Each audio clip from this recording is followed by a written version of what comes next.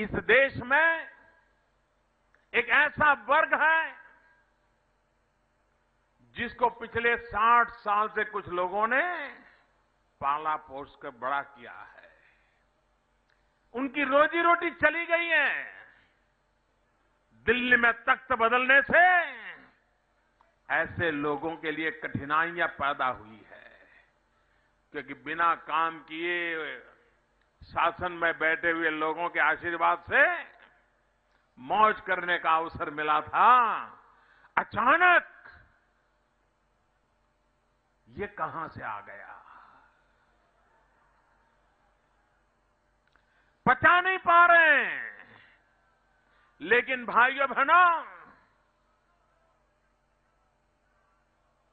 ये सिर्फ मेरे साथ हो रहा है ऐसा नहीं है। ये अपने आप को बड़ा बुद्धिमान मानने वाले, विद्वान मानने वाले, ऊपरी तबके की दुनिया के प्रतिनिधि मानने वाले लोगों के लिए मेरे जैसा इंसान उनकी आंखों में बहुत बड़ी परेशानी करता रहता है, उनको तकलीफ होती है। लेकिन ये सिर्फ मेरे साथ नहीं होता है। सरदार वल्लभ भाई पटेल के साथ क्या हुआ था? यही तबका था जिसने कभी सरदार पटेल को स्वीकार नहीं किया था।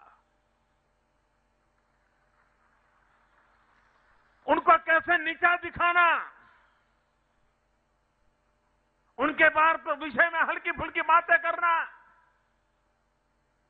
इसी में इनको मजा आता था। उसके बाद बारी आई लाल बहादुर शास्त्री की। कभी उनके कद की चर्चा करना,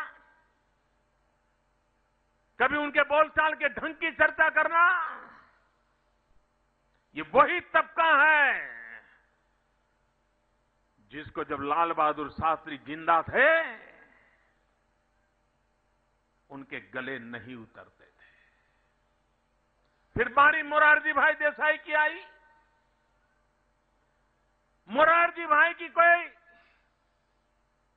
जबकि इस देश में मोरारजी भाई जब प्रधानमंत्री थे, अटल बिहारी वाजपेयी विदेश मंत्री थे, लाल कृष्ण आडवाणी जी इस मंत्री परिषद में थे, उस समय महंगाई को रोकने में वो एक सरकार सफल हुई थी और दूसरी ये सरकार है जो सफल होती चली जा रही है।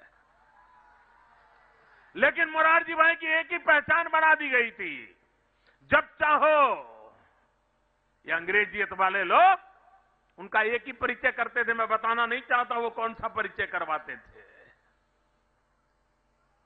और इसलिए भाइयों बहनों, अगर मेरे साथ ऐसा होता है तो मुझे आश्चर्य नहीं होता है, क्योंकि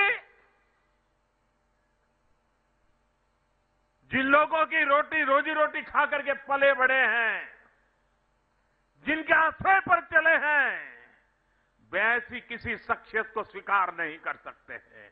लेकिन मेरे प्यारे देशवासियों, मेरे दिल्ली के भाइयों बहनों, आपने इन सारी बातों को दरकिनार कर दिया था और मुझ पे भरोसा रखा था।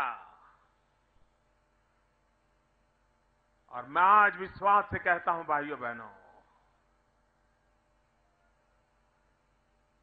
आपके भरोसे को कभी टूटने नहीं दूंगा।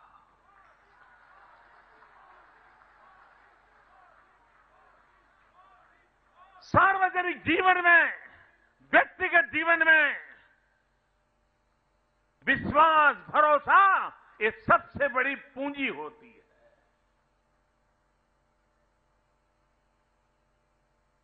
लेकिन वो लोग